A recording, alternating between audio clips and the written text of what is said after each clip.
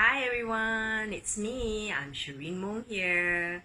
Here I would like to share with you all. I'm be supporting this campaign. Actually, this is a fundraising campaign whereby it's called Save with Stories and Why.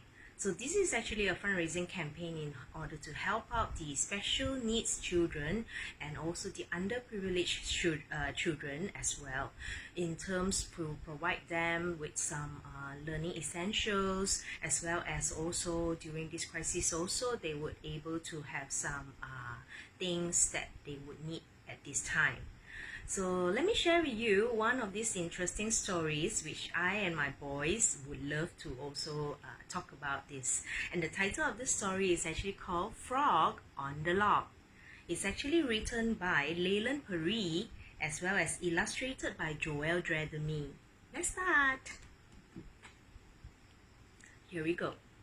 Down in the woods where the river runs through, by a creaky old hut and a leaky canoe, stood a marvelous mountain of mossy old logs, which happened to house a small family frogs. Now those frogs like to bathe in the stream in the sun, and roll on the moss, which is good froggy fun, till one day the river rose up, and the logs will wash down the river along with the frogs. There you can see there's a family of the frogs. It's very cute. Okay. Now frogs are good swimmers, I'm happy to say. So safely they watched their homes drifting away, as they sat in a row on the bank, except one, who drifted along on his log in the sun. I will not abandon my home, said the frog, and he drifted along in the sun on his log. An hour passed by when the frog saw a dog as he drifted along in the sun on his log. It stood on the bank quietly having a drink in the shade of a tree, and it made the frog think. Kind dog, I appear to need some assistance.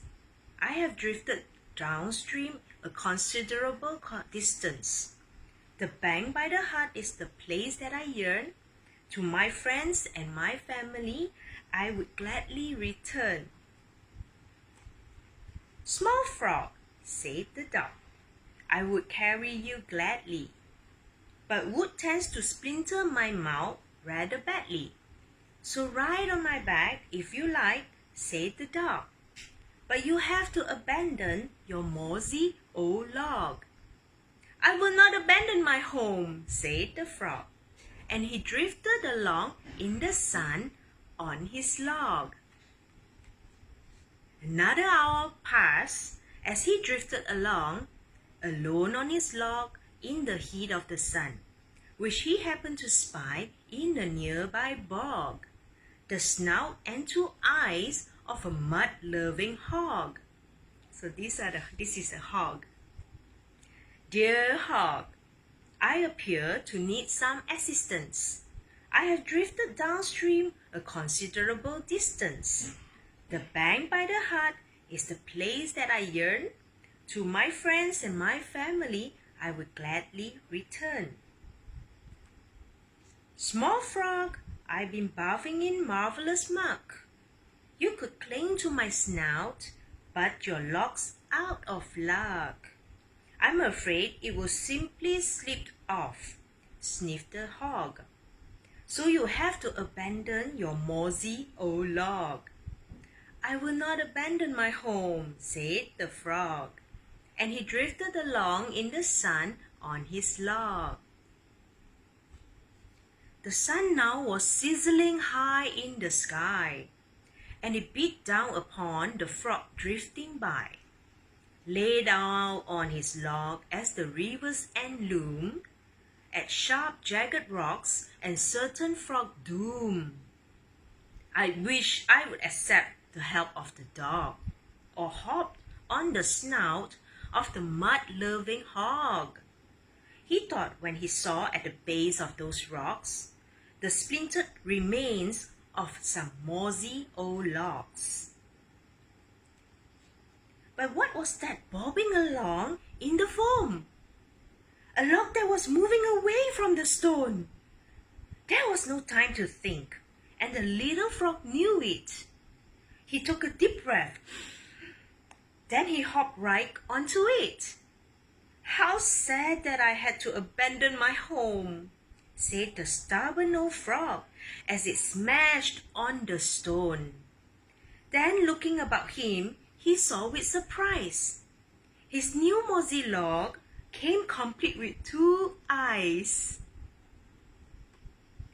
"Well, what have we here?"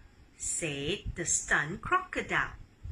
And he grinned at the frog with a wide, toothy smile. "A log-hopping froggy, and I have a hunch he hasn't dropped by for a spot of light lunch." The frog gave a gulp. This is worse than I feared," thought the frog on the croc, and he shed a small tear. "I'm done for. I've had it. Finito. Kaput. I'll never again see the bank by the hut."